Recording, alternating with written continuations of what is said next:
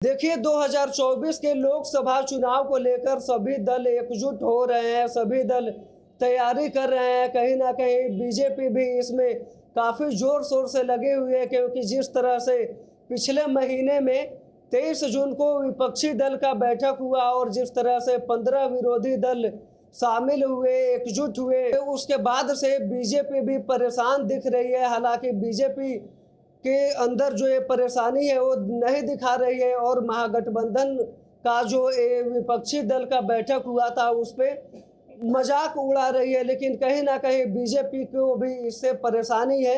ऐसा हम इसलिए बोल रहे हैं क्योंकि 18 जुलाई को दिल्ली में एनडीए का बैठक होने जा रहा है और इसमें बिहार के 9 क्षेत्रीय पार्टी भी शामिल होने जा रही है।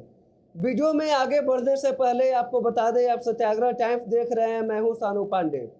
देखिए लोकसभा चुनाव को लेकर अब जोरों शोरों से तैयारियां होने लगी है। बीजेपी भी काफ़ी मशक्कत कर रही है। 2024 में 400 से अधिक सीटों पे कब्जा करे जैसा बीजेपी का कहना है।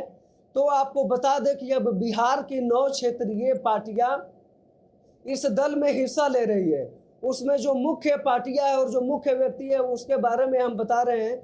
सबसे पहले शख्स के बारे में हम बता रहे हैं चिराग पासवान, जो लोक जनशक्ति पार्टी राम विलास के सुप्रीमो है और जो खुद को मोदी का हनुमान कहते हैं, वो भी इस बैठक में शामिल हो रहे हैं।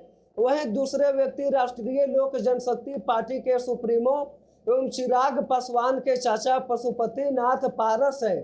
तीसरे व्यक्ति उपेंद्र कुशवाहा, जो पहले एनडीए में थे, फिर महागठबंधन में अपने पार्टी का विलय करते हैं और फिर उसके बाद महागठबंधन से अलग होकर एक नए दल रालोजद का निर्माण करते हैं, विस्तार करते हैं और फिर अब वो भी इस बैठक में शामिल होने जा रहे हैं। वहीं चौथे व्यक्ति हैं मांझी, हिंदुस्तानी अवाम मोर्चा के सुप्रीमो, जिनके बेटे संतोष सुमन कुछ दिनों पहले ही महागठबंधन के मंत्रिमंडल से इस्तीफा दिए। उसके बाद से चर्चा जोरों शोरों से होने लगी कि जीतन राम मांझी की पार्टी भी एनडीए के साथ में जा रही है और अब वो समय आ गया है कि 18 जुलाई को जीतन राम मांझी भी एनडीए के इस बैठक में शामिल हो रहे हैं। वही पांचवें व्यक्ति हैं मुकेश सहनी, जो मछुआरा सहित निषाद समाज, मलाह समाज के नेता के रूप में जाने जाते हैं। पार्टी चुनाव भी लड़ती है और उनके पार्टी के कई विधायक बीजेपी में चले जाते हैं, फिर भी वो एनडीए में जा रहे हैं, एनडीए के बैठक में शामिल हो रहे हैं। अब देखिए बिहार में जैसे नीतीश कुमार और तेजस्वी यादव की अगुवाई में बीजेपी के 15 विरोधी दल एकजुट होते हैं, तो अब वही इसी महीने 18 जुलाई को भाजपा भी बिहार के 9 मुख्य क्षेत्रीय पार्टी को बैठक में बुलाई है और 9 क्षेत्रीय पार्टी के सुप्रीमो एवं वरिष्ठ नेता भी इस बैठक में भाग लेंगे। और अब की बार जहां देखा जा रहा है तो जाति को लेकर विशेष फोकस है, सभी पार्टियां जाति को विशेष टारगेट कर रही है।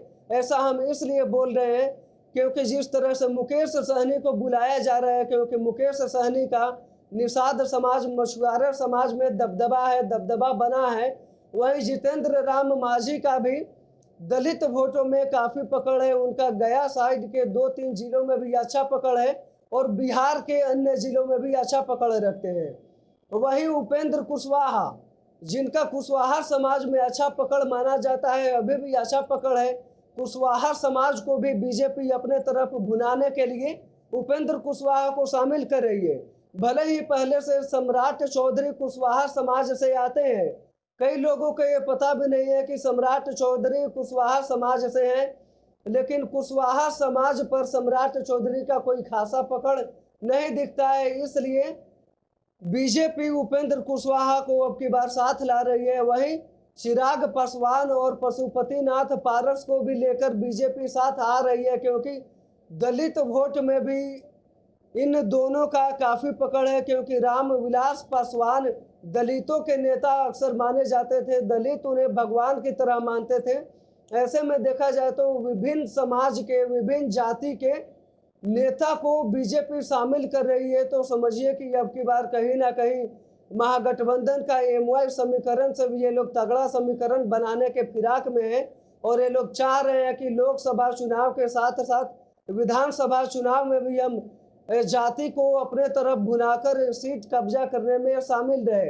हालांकि 18 जुलाई को क्या बैठक होगी और उसके बीच में बीजेपी के विपक्षी दल भी और जो बीजेपी के इस बैठक में एनडीए के बैठक में जो 9 क्षेत्रीय पार्टियां शामिल हो रही है उनके तरफ से क्या बयान आता है उस पर भी हम आपको अपडेट देते रहेंगे। तब तक आप हमारे साथ बने रहिए। आप सत्याग्रह टाइम्स देख रहे थे। मैं हूं सानू पांडे। बहुत बहुत धन्यवाद।